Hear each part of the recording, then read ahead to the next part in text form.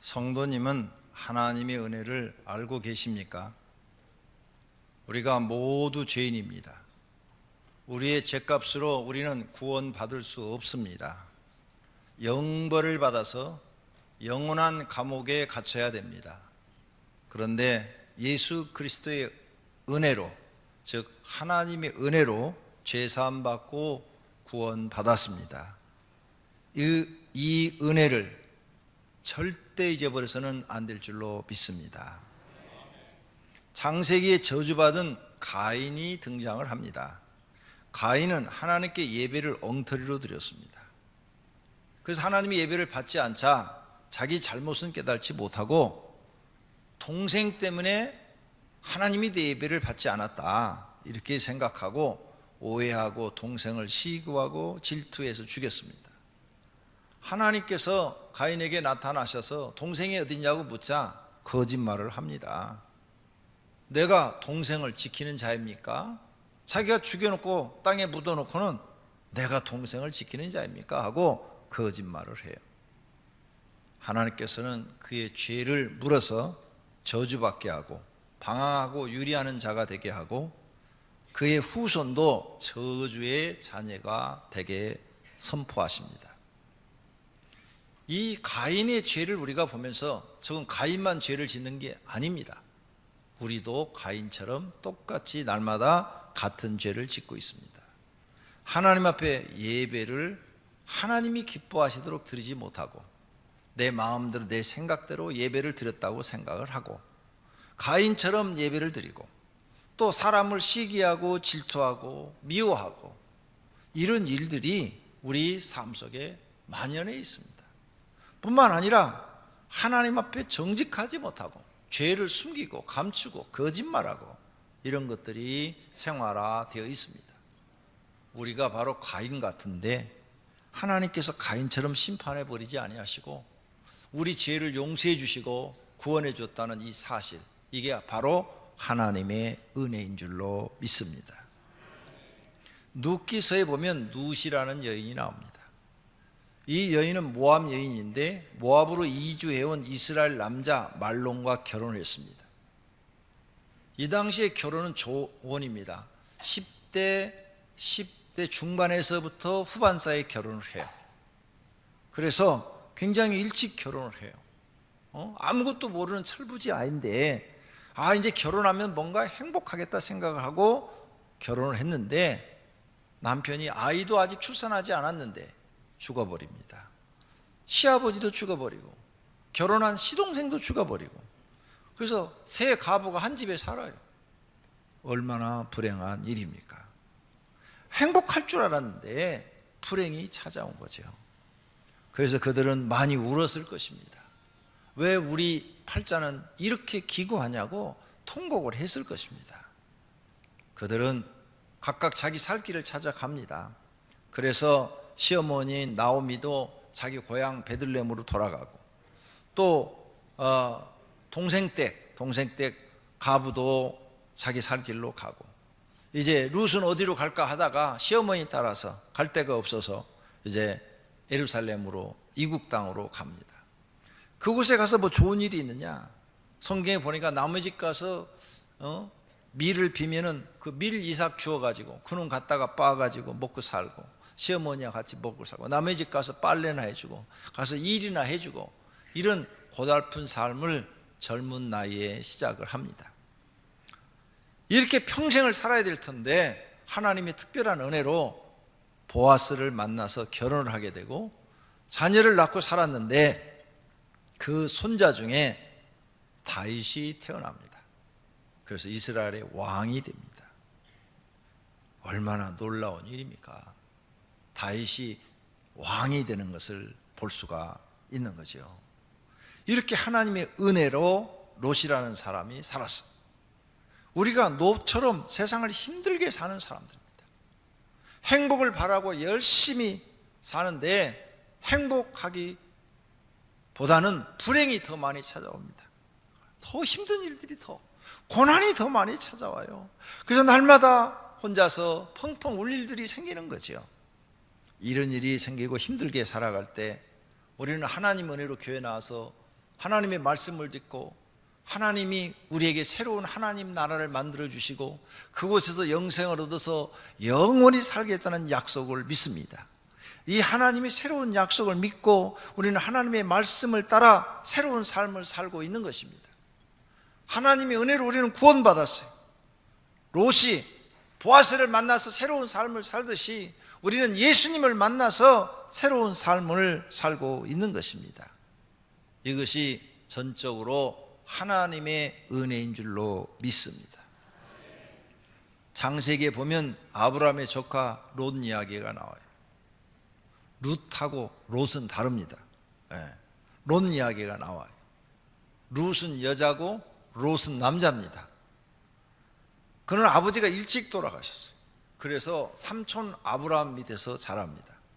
아브라함이 자녀가 없어요. 그래서 이 조카 롯을 아들처럼 생각하고 재산 일부도 띄워주어서 롯의 것을 만들어 주어서 계속 번식하게 해서 양과 여러 가지 짐승이 많아지게 만듭니다. 이렇게 잘 되었어요. 잘 되었는데 이제 롯의 종들과 짐승이 많아지고 아브라함도 종들과 짐승이 많아지는데 우물이 하나라. 그래서 그 우물에서 물을 먹이는데 종들끼리 서로 먹이려고 막 싸우는 거예요. 이 소식을 듣고 아브라함이 야, 너하고 나하고 같이 있으면 계속 이런 다툼이 일어날 것 같으니까 너도 이제 재산이 많아졌으니까 너 갈 길을 가라. 네가 우하면 나는 좌하겠고 네가 좌하면 나는 우하겠다. 네가 먼저 선택을 하라. 그러면 자기를 아들처럼 아버지가 없는데 키워줬으니까 고마워서 아닙니다. 삼촌이 먼저 선택하십시오. 제가 나중에 선택해야 맞지요. 이래야 되는데 이 싸가지가 없으니까 지가 먼저 좋은 데를 딱 선택을 합니다. 자기 눈에 보기에 좋은데 물이 잘 흐르고 풀이 잘 자라는 곳을 선택을 딱 해요. 원래 싸가지 없는 것들은 그렇습니다. 그러니까 어쩔 수 없이 이제 아브라함은 나중고 산이 많이 있는 이런 지역을 선택하게 됩니다. 사람의 생각은 그 물이 흐르고 풀이 잘 자라는 곳에 가면 잘 돼갖고 행복할 줄 알았죠. 그런데 그곳에 가가지고 큰 낭패를 당합니다. 5나라가 연합해서 쳐들어왔어요. 쳐들어왔고 소돔과 고모라를 치는데 그 옆에 살다가 자기까지 잡혀가가지고 다 노예로 끌려가는데 아브라함이 목숨 걸고 쫓아가가지고 다시 또 찾아옵니다. 살려줘요. 나 같으면 절대 안 쫓아가요. 근데 아브라함은 역시 믿음의 사람이라 대단히 좋아요. 저는 못된 면이 있어서 안 돼요. 그런 면이. 아마 여러분도 나와 똑같은 그런 못된 심보가 있을 거예요. 싸가지가 없잖아요. 근데 목숨 걸고 찾아다 다시 살려줘요. 그럼 아이고 삼촌 고맙습니다. 그리고 삼촌 말 잘 들었는데 다시 또 그 소돔과 고모라 땅 옆에 살다가 소돔과 고모라가 향락의 도시야. 향락의 도시니까 거기 집 사가지고 들어가 버립니다. 거기 들어가서는 와 나는 행복하다. 이렇게 좋은 도시에서 산다. 막 비명을 지르는 거죠. 그런데 하나님이 천사를 보내서 심판해 버립니다. 그때 모든 걸 다 잃어버리죠. 롯은 현실과 돈, 향락 이런 것만 아는 사람이에요. 세상 문화 이런 것을 좋아하는 사람이죠. 2 딸도 믿음으로 키우지 못했어요. 자기 마음이 믿음이 별로 없으니까 애들을 그냥 방종하게 키우니까 방탕한 딸로 키워놨어요. 부인도 얼마나 믿음이 없는지 결국은 소금 기둥이 되고 죽고 말았어요. 롯은 하나도 성공한 게 없어요. 그런데 그런 롯을 하나님이 용서해 주고 구원했다는 사실이에요. 그러니 이게 하나님의 은혜가 아니고는 도저히 불가능한 일이에요. 우리가 볼 때는 100번 1000번 지옥 가야 될 사람인데 하나님이 그를 구원해 주었다는 사실이죠. 신약 성경에 롯도 의인에 속한다고 기록이 돼 있다 그 말이에요. 모든 죄를 하나님이 용서해 주시고 구원해 줬어요. 우리가 롯과 같은 사람이에요. 우리는 눈에 보이는 현실을 중요하게 여기고 세상 향락을 중요하게 여기고 돈을 중요하게 하고 활락가를 더 중요하게 여기고 그런 곳에 가서 살면 그곳에서 집에서 살면 그게 성공했다고 잘됐다고 자랑하고 사는 그런 롯과 같은 사람이에요. 자녀들도 믿음으로 키우지 못하고 자기 믿음도 그렇게 신실하지 못하고 부실한데 하나님의 은혜로 예수 그리스도의 십자가의 은혜로 구원받아서 예수님을 나의 주님이라고 고백을 하고 하나님의 은혜를 받고 우리는 오늘 또 교회 나와서 예배를 드리고 있으니 이게 하나님의 은혜인 줄로 믿습니다. 그래서 우리는 하나님 은혜가 너무 크고 감사한 거죠. 우리는 노처럼 형편없는 사람인데 하나님 은혜로 살고 있는 거예요. 예수님 앞에 7 귀신 들린 여인이 서 있습니다. 7 귀신이 들리면 미칩니다. 정신이 없어요. 정신없이 미친 여자니까 사람들이 싫어합니다. 그런데 예수님은 그 여자를 싫어하지 않고 7 귀신을 쫓아줍니다. 그래서 온전한 사람이 되게 해요. 이 7 귀신 들린 사람이 온전한 사람이 되니까 예수님을 따라다니면서 수종 들면서 제가 예수님 뒤에 따라다니면서 빨래도 해드리고 밥도 해드리고 그러겠습니다. 쫓아내지만 마십시오. 아무것도 바라지 않습니다. 사례, 월급 이런 거 바라지 않습니다. 제가 평생 예수님 뒤에서 빨래해드리고 밥 해드리고 이런 일만 하도록 해주십시오 하고 예수님을 쫓아다녀요. 우리가 이 7 귀신 들린 여인처럼 세상 사는 것 정신없이 사는 사람들입니다. 그리고 너무 정신없이 이기적으로 살다 보니까 사람들이 우리를 별로 좋아하지도 않는 사람들도 있습니다. 그런데 예수 그리스도를 믿고 이제 우리 죄사함 받고 정신 바짝 차리고 이제 하나님의 자녀로서 온전하게 살아가려고 노력하고 살고 있는 것입니다. 우리가 이렇게 정신없이 세상 것 쫓다가 이제 옳은 길, 바른 길을 알고 영생의 길을 알고 하나님을 믿고 쫓아가는 사람으로 변화되었으니 하나님의 은혜가 얼마나 크고 감사합니까? 지금까지도 감사하셨지만 오늘 이 시간을 통해서 더 감사하시기를 바랍니다. 10명의 나병 환자가 예수님을 찾아왔어요. 그들의 몸에서는 막 썩는 냄새가 납니다. 또 몸을 씻지 않은 그 지독한 몸 냄새가 납니다. 예수님은 그들을 고쳐주셨습니다. 그 중에 한 나병 환자는 너무 감사해서 자기 가족을 보러 가다가 돌아와서 예수님 앞에 무릎을 꿇고 주님 나를 이렇게 치료해 주셔서 감사합니다 하고 감사의 표현을 합니다. 우리가 이 나병 환자처럼 냄새가 심하게 나고 더러운 사람들입니다. 때로는 정신적 질병, 마음의 질병, 또 영혼의 질병, 육신의 질병에 들어서 세상 의학으로는 고칠 수 없는 그런 환자들입니다.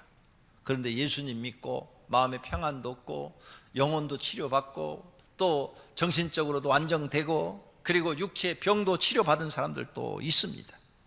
냄새나고 더러워서 사람들이 가까이 하지 않는데 예수 믿고 이제 바른 길을 가니까 사람들한테 인정받기도 합니다. 그래서 우리는 이제 예수 믿고 새로운 삶을 살면서 가족과 함께 예수 믿고 구원받고 하나님의 은혜를 찬양하며 삽니다.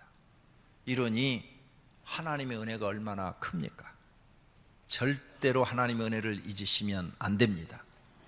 하나님은 우리를 여러 가지 힘들고 어려운 삶에서 구원하여 주셨습니다.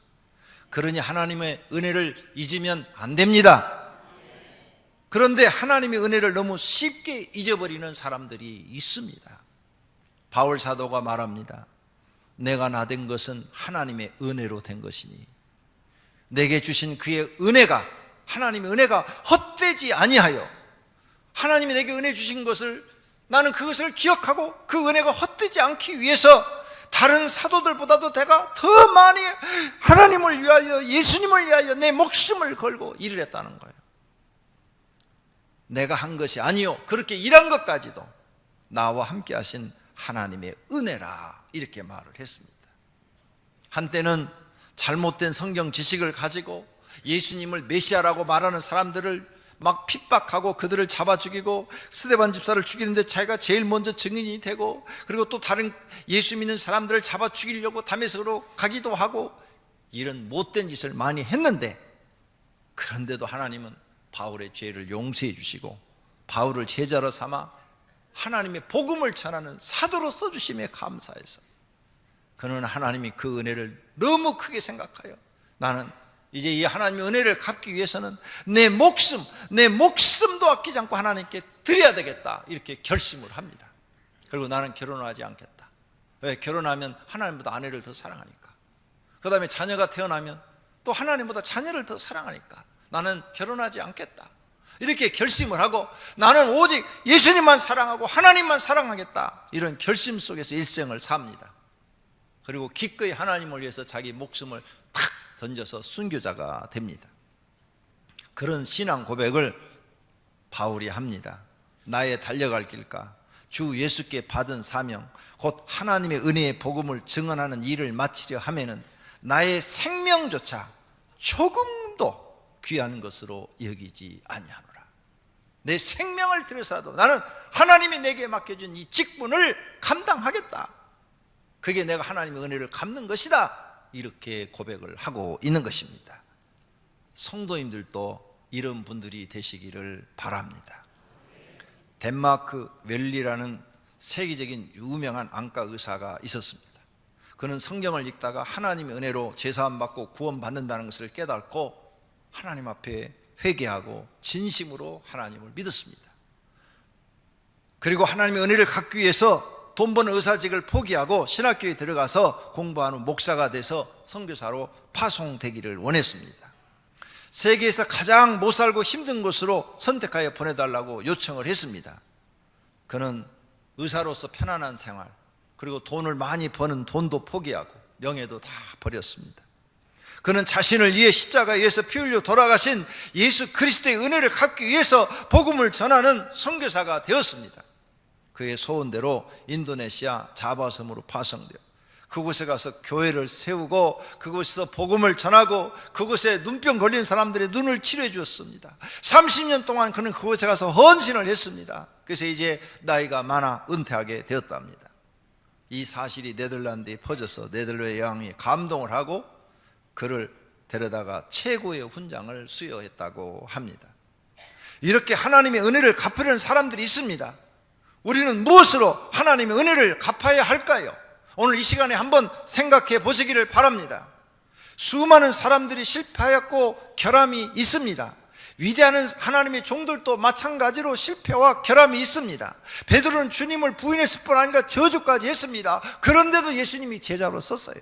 성 어거스틴도 지워버리고 싶은 방탕한 과거가 있었습니다. 그런데 주님의 제자로 썼어요. 성 프란시스도 성자라 불리운 뒤에도 여자 유혹으로 인하여 오랫동안 고뇌했다고 기록을 했습니다. 그런데 주님의 위대한 제자로 썼어요. 루터도 교황의 사형 선고를 받고 문을 닫고 죽을까봐 부들부들 떠는 연약한 때가 있었어요. 그런데 하나님은 그를 위대한 종교 개혁자로 사용했어요. 한국의 원로 존경받는 한경진 목사도 일제 시대 때 신사참배하는 죄를 범했어요. 그런데 하나님이 그의 죄를 용서하시고 남쪽에 내려와서 주님을 위해서 일생을 헌신하도록 만들으셨습니다. 용서받지 못할 큰 죄를 지었는데 하나님이 일하는 직책을 받자 그들은 자신의 몸과 목숨을 걸고 하나님 앞에 그 은혜를 갖기 위해서 충성한 모습들을 우리는 역사를 통해서 알 수 있습니다. 죄인들이 하나님의 은혜에 눈물을 흘리고 일생을 주를 위해 헌신합니다. 우리는 모두 이렇게 하나님의 은혜로서 살아가고 있는 것입니다.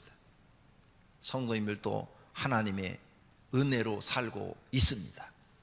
그 은혜를 잊지 마시기를 바랍니다. 이 복음이 이미 너희에게 이름에 하나님의 이 복음 기쁜 하나님 나라 영생에 대한 소식이 너희에게 이름에 너희가 듣고 참으로 하나님의 은혜를 깨달은 날부터 하나님의 은혜를 깨달은 날부터 너희 중에서와 같이 또한 온 천하에서도 열매를 맺어 자라는도다. 하나님의 은혜를 깨달은 다음에 너희에게서 신앙의 열매, 믿음의 열매가 자라는도다. 사랑하신 성도님들, 하나님의 은혜를 받았다면 믿음의 열매, 신앙의 열매가 자라기를 바랍니다. 뿌리라는 유명한 소설을 쓴 알렉스 헤일리의 사무실에 거북이가 높은 담에 올라간 그림이 걸려져 있습니다. 사람들이 왜 저런 이상한 그림을 걸어 놓느냐고 물었습니다. 그는 말을 하기를 나는 거북이 같은 존재인데 저렇게 높은 담에 올라갔다. 저것은 내 능력으로 올라간 것이 아니라 하나님의 은혜로 올라간 것임을 내가 언제나 기억하기 위해서 저 그림을 걸어두고 있다고 대답을 했습니다. 우리가 뭔가를 이뤘다면 그건 자신의 능력이 아니라 하나님이 영원 전부터 우리를 사랑하신 사랑과 은혜의 결과인 줄 믿으시기를 바랍니다. 로마서 3장 24절 말씀처럼 하나님의 은혜로 값없이 의롭다 하심을 얻은 자 되었느니라. 저와 여러분은 하나님의 은혜로 구원받고 의롭다 하심을 입은 자들이 된 줄로 믿습니다. 미우라 아야코는 일평생 몸의 병을 품고 살았던 사람입니다. 그러나 그녀는 빙점, 여러분이 잘 아는 소설 빙점, 길은 여기에, 이 질그릇에도 등 수많은 책을 남겨 연약한 이들을 위로해 주었습니다. 그 책을 읽고 연약한 사람들이 많이 용기를 얻었다 그 말이에요. 그녀는 척추 결핵으로 시작해서 암까지 알아보지 않은 병이 없을 만큼 고통을 많이 받았습니다. 미우라 아야코는 자기 자신을 이렇게 말했어요. 인간의 몸은 병집이다. 병이 살고 있는 집이다. 이렇게 말할 정도로 평생을 병 속에 살았다고 합니다. 그런데 중요한 것은 미우라 아야코는 병 중에서 하나님의 깊은 은혜를 체험했다는 것입니다. 병 때문에 훌륭한 작가가 되었습니다. 병 때문에 수많은 사람들을 위로했고 치유했습니다. 병 때문에 수많은 사람들의 사랑을 받았습니다. 하나님은 그녀의 연약함을 재료로 삼아 기적을 창조하셨던 것입니다. 미우라 아야코는 아픈 것 때문에 하나님의 은혜를 많이 받았습니다. 그 은혜를 다음과 같이 기록으로 남겼습니다. 아프지 않으면 드리지 못할 기도가 있다. 아프지 않으면 믿지 못할 기적이 있다. 아프지 않으면 접근하지 못할 성소가 있다. 아프지 않으면 우러러 뵙지 못할 성안이 있다. 아프지 않으면 나는 인간일 수조차 없다. 그는 하나님의 은혜를 글로 남겨서 많은 사람들에게 하나님의 은혜를 증거하였습니다. 성도님은 무엇으로 하나님의 은혜를 증거하고 계십니까? 로마서 5장에 있는 말씀처럼 하나님의 은혜와 또한 한 사람 예수 그리스도의 은혜로 말미암은 선물은 많은 사람에게 넘쳤다 그랬어요. 하나님의 은혜가 많은 사람에게 넘쳤단 말입니다. 우리 성도들도 하나님의 은혜를 받았으면 여러분을 통해서 다른 사람에게 하나님의 은혜가 넘치게 만드는 사람이 되어야 한다 이 말씀입니다. 그런데 하나님의 은혜를 방탕함으로 바꿔버린 성도가 있습니다. 유다서 1장입니다. 우리 하나님의 은혜를 도리어 방탕한 것으로 바꾸고, 하나님의 은혜를 받았는데 그것을 방탕한 것으로 바꿔버린, 하나님의 은혜를 가치없게 버려버린 사람들이 있다 이거죠. 가룟 유다 12명 중에 하나로 선택받았고, 예수님이 행하는 수많은 기적을 눈앞에서 다 보았고, 예수님이 전한 하늘의 소식을 다 들은 사람이에요. 그런데 은 30에 예수님을 배반하고 팔아버립니다. 하나님의 은혜를 방탕한 것으로 바꿔버렸죠. 니골라 집사는 초대교회 7 집사 중에 하나입니다. 여러분이 잘 아는 스데반 집사와 같이 집사가 된 사람이에요. 성령이 충만하고 지혜가 있고 믿음이 있는 사람 중에 한 사람이었죠. 그런데 요한계시록에 보니까 이단이 되어버립니다. 이단이 돼요. 하나님의 은혜를 받았는데 그것을 방탕함으로 바꿔버린 사람들입니다. 우리가 하나님의 은혜를 엄청 많이 받았는데 날마다 받고 사는데 그걸 방탕함으로 바꿔버리는 이런 사람이 돼서는 절대로 안 된다고 생각합니다. 하나님의 은혜를 귀하게 여겨야 합니다. 하나님의 은혜를 헛되이 받지 말라. 하나님의 은혜를 귀하게 여기십시오. 헛되이 받지 마시기를 바랍니다. 우리는 하나님의 은혜로 교회 일꾼이 되었습니다. 하나님의 은혜의 선물을 따라 내가 일꾼이 되었노라. 우리가 내가 되고 싶어서 된 게 아니라 하나님의 은혜로 하나님이 우리에게 선물을 주어서 우리는 교회의 귀한 직책을 맡은 것입니다. 그러므로 은혜 받은 대로 선한 청지기같이 봉사해야 됩니다. 각각 은사를 받은 대로 하나님의 여러 가지 은혜를 맡은 선한 청지기같이 서로 봉사하라. 봉사는 뭔 줄 압니까? 대가가 없는 겁니다. 월급을 받는 것은 내가 일하고 그만큼 수고비를 받아버렸기 때문에 봉사가 아닙니다. 봉사는 내가 일해주고 아무것도 받지 않는 거예요. 그게 봉사인 거예요. 선한 청지기같이 하나님 앞에 돈을 생각하지 말고 봉사하라. 은혜를 아는 사람은 하나님 앞에 봉사할 줄 아는 사람입니다. 하나님이 우리에게 은혜를 주신 것은 하나님께 영광을 돌리게 하려고 주셨다고 말씀하십니다. 은혜가 더하여 넘쳐서 하나님께 영광을 돌리게 하려 함이라.